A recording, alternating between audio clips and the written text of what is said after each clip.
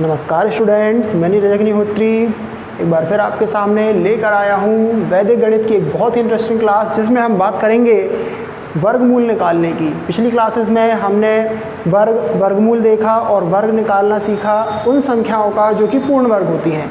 लेकिन आज हम उन संख्याओं के वर्गमूल के बारे में बात करेंगे जो कि या तो बहुत बड़ी संख्याएं होती हैं, उनको हम कैसे वैदिक गणित के तरीके से वर्गमूल के रूप में कन्वर्ट कर सकते हैं या किसी बड़ी संख्या का वर्गमूल हम निकाल सकते हैं, इसके बारे में बात करेंगे।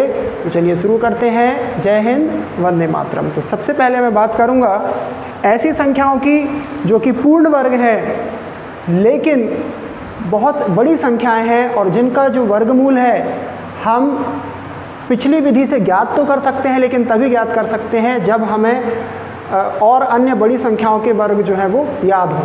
ठीक है, और यदि नहीं है तो फिर जो मैं आपको अभी मेथड बताने वाला हूँ उसके थ्रू जो है हम बड़ी आसानी से किसी भी संख्या का वर्गमूल ज्ञात कर सकते हैं, चाहे वो पूर्ण वर्ग हो और चाहे अपूर्ण वर्ग हो। ठीक है, तो स्टार्ट करते हैं।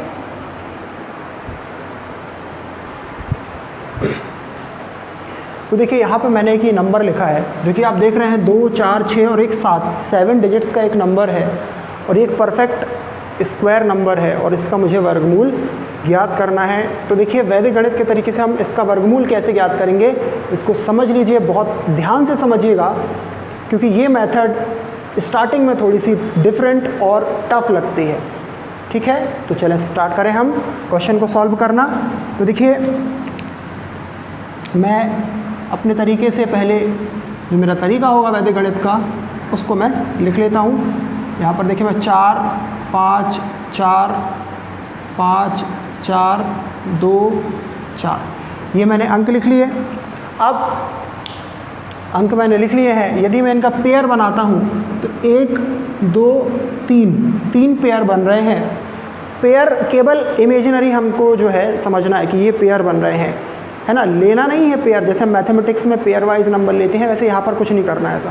तो देखिए हमने एक पेयर वाइज नंबर लिया 1, 2, 3 इमेजिन किया कि भाई हाँ ये 3 पेयर बन रहे हैं। उसके बाद सिंगल डिजिट 4 रह जाता है। ठीक है ना, 4 जो है वो रह जाता है। अब देखिए 4 रह गया, बाकी इनके पेयर्स बन गए हैं। चलिए मैं ड्रॉ कर देता हूँ यहाँ पे लाइन, जिससे हम कन्फ्यूज़न की स्थिति में ना रहें। अब देखिए मेरे पास एक सिंगल नंबर रह गया है। जब मैं पेयर बनाना स्टार्ट करता हूँ तो यहाँ पर सिंगल नंबर 4 रह गया है। अब 4 से छोटा एक नंबर जो कि परफेक्ट स्क्वायर रूट होता है, परफेक्ट स्क्वायर होता है, तो वो 4 खुद है ना। और 4 का स्क्वायर होता है, 4 का स्क्वायर रूट होता है 2। कितना होता है?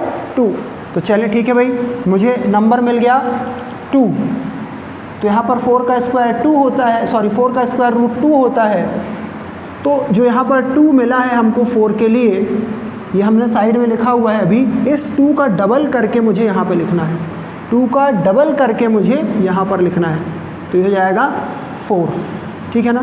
चलिए अब देखिए 2 का स्क्वायर 4 का स्क्वायर रूट 2 और 2 का स्क्वायर 4, मतलब रिमाइंडर कितना बचा?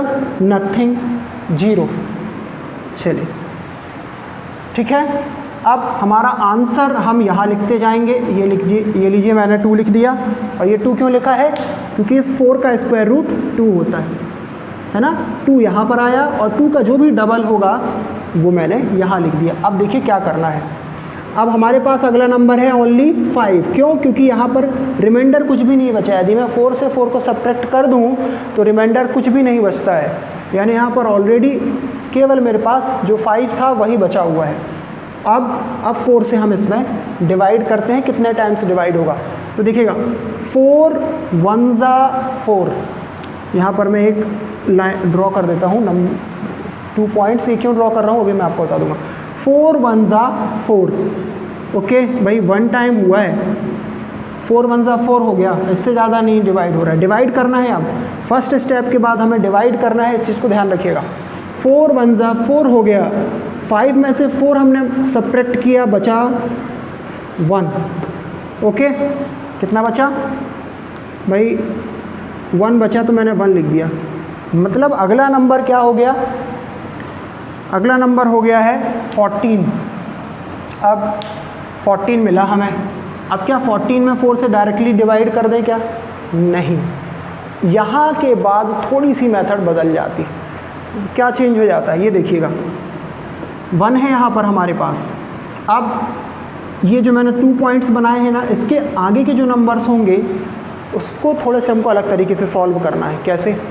सिंगल नंबर है, जब हम स्क्वायर करते थे द्वंद्व योग विधि से, तो आपको पता होगा कि द्वंद्व योग विधि में यदि सिंगल नंबर हम ले रहे हैं तो इसका स्क्वायर करना है, यदि डबल नंबर हम ले रहे हैं तो उनका मल्टीप्लाई करके डबल कर देना है। तो यहाँ पर भी वही चीज़ हमें अप्लाई करनी है। इस डबल पॉइंट के बाद सिंगल नंबर है, इस सिंगल नंबर का स्क्वायर आप करेंगे, यानी 1 का स्क्वायर तो 1 ही होगा, और 14 में से यदि आप 1 सब्ट्रैक्ट करते हैं तो कितना बचेगा? 13। कितना बचेगा? 13। यहाँ मैंने लिख लिया 13, जिसमें मुझे याद रहे। अब मैं 4 से 13 में करता हूँ डिवाइड, कितने टाइम्स डिवाइड होगा? 3 टाइम्स डिवाइड होता है, ठीक है ना। 4 3 ज़ा 12, ओके भाई 3 टाइम्स डिवाइड हुआ, ये मैंने लिख दिया 4 3 ज़ा 12। 13 में से 12 गया, अगेन रिमाइंडर बचा 1, ओके। इसको मैंने कर दिया रफ। अब देखिएगा अगला स्टेप हमारा क्या होगा। हमारे पास ये नंबर आ गया है, अब 1 3 डबल नंबर सही है, 3 1 ज़ा 3 डबल नंबर्स हैं, इनका मल्टीप्लाई होगा, 3 1 ज़ा 3 और 3 का डबल 6। यहाँ पर 15 है, जैसे यहाँ पर हमने 14 से 1 माइनस किया था इसका स्क्वायर करके, वैसे ही अगले स्टेप में हमें 15 से 3 1 ज़ा 3 और उसका डबल 6 माइनस करना है। 15 में से हमने 6 माइनस किया, बचता है 9, बचता है 9। अब देखिएगा अगला स्टेप, अगला स्टेप हमारा होगा भाई 4 से 9 में डिवाइड कीजिए, कितने टाइम्स डिवाइड होता है? कितने टाइम्स डिवाइड होता है? 4 2 ज़ा 8, 4 2 ज़ा 8, ओके 4 2 ज़ा 8 हो गया। 9 में से आप 8 सब्ट्रैक्ट कीजिए, कितना बचा? 9 में से 8 सब्ट्रैक्ट कीजिए, बचेगा 1, ओके 1 बचा। चलिए आगे सॉल्व कर ले हम। अब देखिएगा यहाँ 3 नंबर हो गए अब हमारे पास, तो 3 नंबर्स को कैसे सॉल्व किया जाता है? 2 1 ज़ा 2, कितना हुआ? 2 1 ज़ा 2, और 2 का डबल 4, और 3 का स्क्वायर, तो 3 का स्क्वायर कितना होता है? 9, 3 का स्क्वायर 9। तो भाई 4 और 9 हुआ 13, 4 और 9 हुआ 13। यहाँ पर लिखा है 14, 14 में से 13 जाएगा, बचेगा कितना? 1। अब 4 से 1 में डिवाइड नहीं होता, तो यहाँ पर हमने लगा दिया 0, और यहाँ पर हमें डेसिमल लगाना है। क्यों? क्योंकि हमें 4 अंक मिल चुके हैं। 7 अंक की संख्या है, अधिकतम 4 अंक मिलेंगे, तो हमें 4 अंक मिल चुके हैं, दशमलव लगा दिया, 0 हो गया। इसे लेना है, लेकिन ये नंबर हमें काउंट करना है। भाई यहाँ पे 1 बचा, क्योंकि भाग तो गया ही नहीं। अब देखें क्या हुआ, 4 अंक है ये, 1 शून्यम 0, ख़त्म खेल। 3 दूनी 6, 6 का दूना 12, 12 में से 12 गया, 0 बचा, ये लीजिए। 4 से 0 में भाग जाता है क्या? नहीं जाता, यानी कि 0 बार ही जाता है, फिर 0 आ गया। हासिल कितनी बची? 0 बची। फिर देखिएगा 5 अंक हो गए अब ये, 1 शून्यम 0, ख़त्म खेल। 3 शून्यम 0, ख़त्म खेल, बचा ओनली 2, 2 का वर्ग 4, और 4 में से 4 गया 0, और 0 में 4 से भाग नहीं जाता। मतलब क्या हुआ कि ये जो संख्या थी ये थी भैया पूर्ण वर्ग, और पूर्ण वर्ग इसलिए क्योंकि इन 4 अंकों के बाद जो दशमलव हमने लगाया, उस दशमलव के बाद कोई भी अंक हमें नहीं मिला अदर देन 0। इसका मतलब ये जो संख्या है ये हुई पूर्ण वर्ग संख्या, है ना। तो थोड़ा सा टफ जरूर है ये, लेकिन आपको समझ आ जाएगा बहुत जल्दी। अगला क्वेश्चन देख लेते हैं, और मैं इसे जो अगला क्वेश्चन है मैं स्टेप वाइज आपको समझाऊंगा। तो आगे बढ़ते हैं हम। आगे मैं एक और क्वेश्चन लिख लेता हूँ। अब हम थोड़ा सा बड़ी संख्याओं को लेंगे और स्टेप वाइज समझेंगे। 4 1 4 3 4 9 6 9, 4 1 4 3 4 9 6 9। थोड़ा सा बड़ा नंबर लिया है हमने इस बार। अब देखिए क्या होगा कि बिल्कुल पिछले क्वेश्चन जैसे है ना, स्टेप वाइज में आपको लिख कर देता हूँ यहाँ पे आपकी बार, जिसमें हमें कोई कन्फ्यूज़न ना रहे। 4 1 4 3 4 9 6 9। फर्स्ट स्टेप की हम बात कर लेते हैं। यहाँ पर देखिएगा, just like last question 1 2 3 1 2 3 pairs बन रहे हैं और एक ये फोर्थ पेयर, ठीक है। अब यहाँ पर 4 पेयर बन रहे हैं, ये चीज़ को ध्यान रखना है आपको। मतलब सबसे पहले जो नंबर हमें लेना है वो डबल डिजिट का ही होगा, क्योंकि जो लास्ट नंबर मिल रहा है हमें वो भी एज अ पेयर मिल रहा है, ठीक है। चलिए, तो इस चीज़ का ध्यान रखिएगा। फर्स्ट स्टेप हमारा ये होगा कि सबसे पहले हमें फाइंड करना है 41 से छोटी पूर्ण वर्ग संख्या। सबसे पहले तो हम भाई ये देख लें कि 41 से छोटी पूर्ण वर्ग संख्या कौन है। तो 41 से छोटी पूर्ण वर्ग संख्या है 36, और 36 का वर्गमूल होता है 6, ये हमें अच्छे से मालूम है। तो आंसर में भी हमारा जो पहला डिजिट होगा वो 6 होगा, और यहाँ हमें मालूम है कि हम लिखते हैं 6 का डबल, जो भी वर्गमूल वाली संख्या है उसका डबल, यानी कि 12, ठीक। चलो सेकेंड स्टेप देख लें हम। यहाँ पर 41 से हमें जो 6 का वर्ग है यानी कि 36 को घटाना है। 41 माइनस 36 बचा कितना, 5।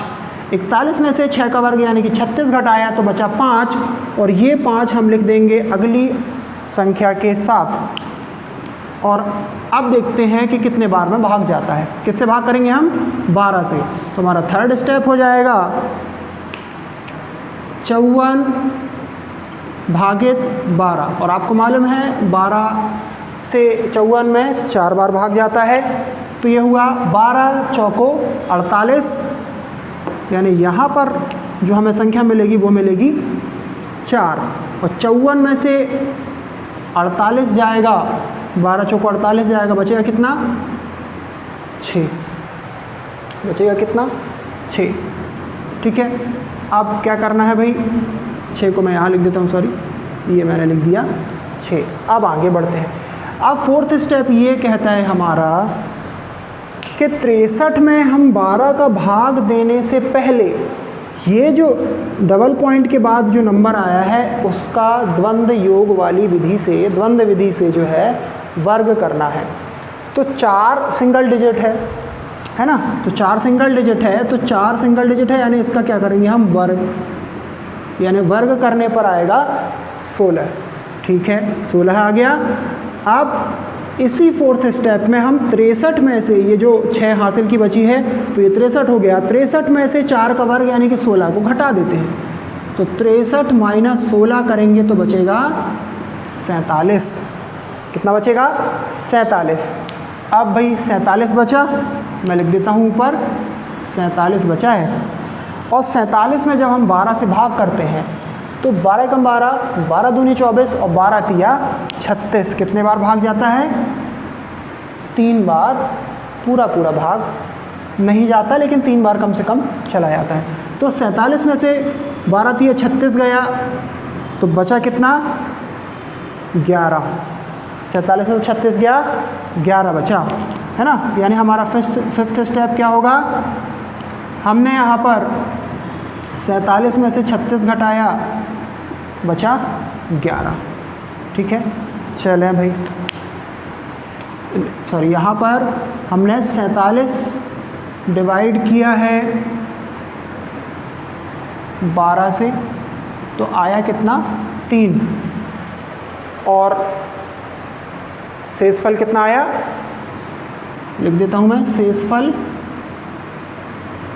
11, जो कि मैंने यहाँ पर लिखा है। अब हमारा सिक्स्थ स्टेप देखिए क्या होगा, 114 है ये।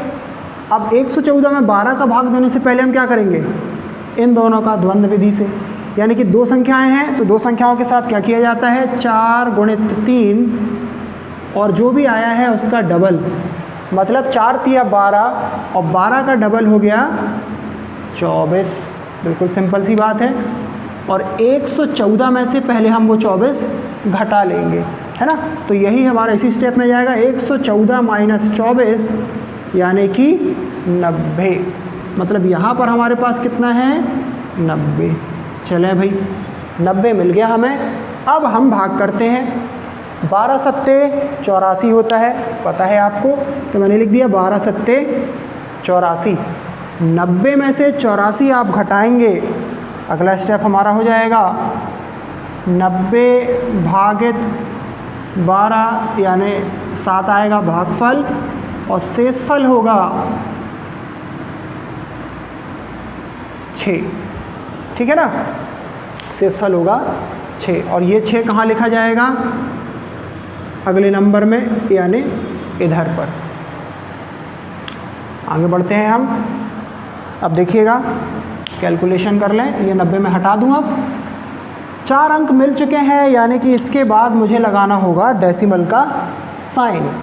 चलिए फिर द्वंद्व योग वाली विधि, यानी कि 4 सत्ते 28 और 28 का दूना 56 प्लस 3 का वर्ग 9 और 56 प्लस 9 कितना होता है, 65, है ना। अब 69 में से यदि मैं 65 घटाता हूँ तो बचता है 4। 69 में से 65 घटाता हूँ तो कितना बचता है, 4। और बताइए कि अब 4 में 12 से भाग जाता है, नहीं जाता, यानी कि भागनास्ती का शून्य लिख दिया मैंने। तो यहाँ पर हासिल बचता है 4, यानी कि 46 हो गया। अगला स्टेप देखिएगा, देखिए ये कोने के नंबर्स का मल्टीप्लाई और ये बीच के नंबर्स का। 4 शून्यम शून्य खत्म हो गया नंबर। 3 सत्ते 21 और 21 का दुगना हुआ 42 और 46 में से 42 आप घटा दीजिए तो 46 में से 42 घटाने पर बचता है 4, यानी कि आप फिर से यदि 12 से 4 में भाग देंगे तो नहीं जाएगा, यानी कितना आएगा, 0। और यहाँ पर मुझे लिखना पड़ेगा हासिल का 4। अब देखिएगा लास्ट स्टेप, ये कोने कोने का नंबर्स और ये बीच के नंबर्स, लास्ट बीच में क्या बचा, 7, सिंगल डिजिट है इसलिए सिंगल डिजिट का स्क्वायर करेंगे, आएगा 49। और 49 से 49 जब आप माइनस करेंगे तो 0 बचता है, यानी कि अब हम वर्गमूल ज्ञात नहीं करेंगे, जितना था उतना हमने वर्गमूल ज्ञात कर लिया है। यानी कि जो संख्या हमें दी हुई है उसका वर्गमूल है 6437, यानी यह एक पूर्ण वर्ग संख्या होगी। बिल्कुल सिंपल सा एक तरीका है इसको करने का, लेकिन ध्यान ये रखना है कि यहाँ पर हमें ये जो संख्या दिख रही हैं, जो मैं ये डबल पॉइंट के बाद लिख रहा हूँ, इनमें हमें द्वंद्व योग का यूज़ करना है, जो कि मैं पिछले वीडियोज़ में बता चुका हूँ कि द्वंद्व विधि क्या है किसी संख्या का वर्ग ज्ञात करने की। ठीक, अगला क्वेश्चन कर लेते हैं हम। इस बार अंक तो बड़े होंगे लेकिन संख्या थोड़ी छोटी लूँगा मैं, 3 अंकों की संख्या है ना, क्योंकि 4 अंकों की संख्या में थोड़ा सा जो अंक है वो बड़ा हो जा रहा है, हो सकता है कि कन्फ्यूज़न हो आपको।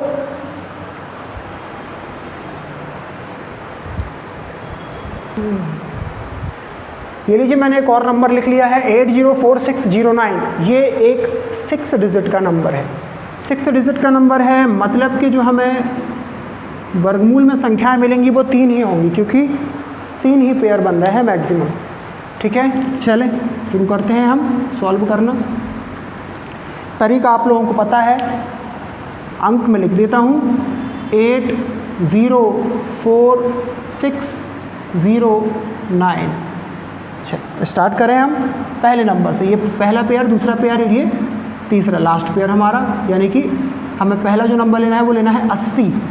अब 80 से छोटी वो संख्या जो कि पूर्ण वर्ग होती है, तो 80 से छोटी लेना है, बड़ी नहीं लेना है, क्योंकि बड़ी 81 आ जाती है। तो 80 से छोटी होती है 64 और 64 का वर्गमूल होता है 8, है ना। 64 का वर्गमूल 8 और 8 का डबल करके हमें लिखना है यहाँ पर, इस चीज़ को ध्यान रखिएगा। 80 में से 64 मैंने घटाया तो बचता है 16, ये लीजिए। अब यहाँ पे मैंने ये डबल पॉइंट लगा दिए हैं और इन डबल पॉइंट का क्या मतलब है आप अच्छे से समझ गए होंगे। चलिए हमारे पास नंबर है 164, मैं यहाँ पर बहुत अच्छे से लिख दे रहा हूँ इसे 164। अब जब आप 16 से 164 में भाग करते हैं तो अधिकतम 9 बार ही जा सकता है, क्योंकि 10 बार हम नहीं ले सकते क्योंकि 2 संख्या हो जाएंगी।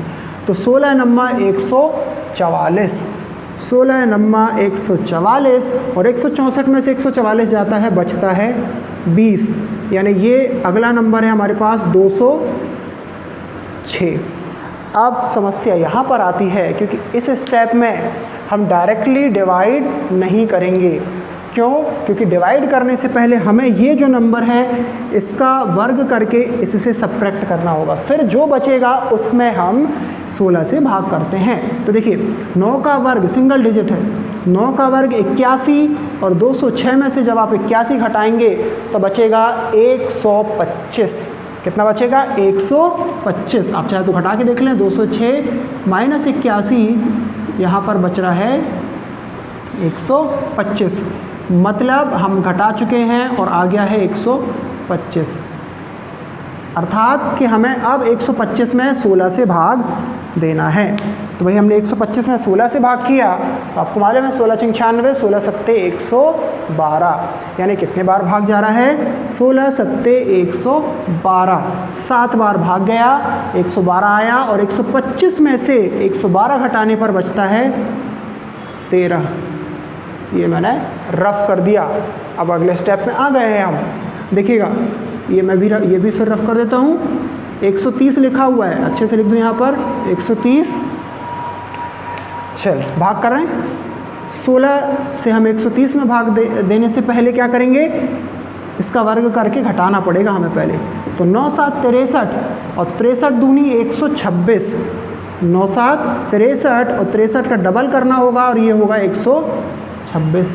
तो 130 में से 126 आप घटाएंगे तो बचेगा 4 और 130 में से 126 घटाने के बाद जो 4 बचा है, इस 4 में 16 से भाग नहीं दिया जा सकता, यानी कि भाग नास्ति शून्य, भाग नहीं जा रहा है यानी कि शून्य आएगा। और ये जो 4 बचा है ये 4 अगले नंबर में एज अ कैरी यानी कि हासिल के रूप में चला जाता है। अब यहाँ पे देखिए 3 अंक हो गए और यहाँ पर हो गया 49। अब 49 में 16 से भाग देने से पहले हम यहाँ पर वर्ग कर लें तो 9 शून्यम शून्य खत्म हो गया, बचा ओनली 7। 7 सिंगल नंबर है और सिंगल नंबर का हमें स्क्वायर करना होगा डायरेक्टली। 7 का वर्ग 49 और 49 में से जब आप 49 घटाएंगे तो बचेगा 0 और 16 से जब हम 0 में भाग करेंगे तो 0 ही आएगा, यानी हमें यहाँ पर फिर से 0 मिला है। मतलब ये जो नंबर है ये परफेक्ट स्क्वायर है जिसका कि वर्गमूल है 897। तो ये देखिए ये एक मेथड थी जिसके थ्रू हमने बड़ी बड़ी पूर्ण वर्ग संख्याओं का वर्गमूल ज्ञात किया। इसी विधि के द्वारा हम अपूर्ण वर्ग वाली संख्याओं का वर्ग भी ज्ञात कर सकते हैं, अपूर्ण संख्याओं का वर्गमूल भी ज्ञात कर सकते हैं, कहने का मतलब। तो ये मेथड आपने देखी जिसमें मैंने केवल बात की है अभी पूर्ण वर्ग संख्याओं की। अगली क्लास में, अगले वीडियो में मैं आपसे बात करूंगा कि कुछ संख्याएं जो कि पूर्ण वर्ग नहीं होती हैं उनका वर्गमूल हम इस विधि से कैसे ज्ञात कर सकते हैं, इसके बारे में। तो आज के लिए इतना ही। मैं नीरज अग्निहोत्री अक्षरा एजुकेशन सेंटर से। घर पर रहिए, स्वस्थ रहिए। जय हिंद, वंदे मातरम, धन्यवाद।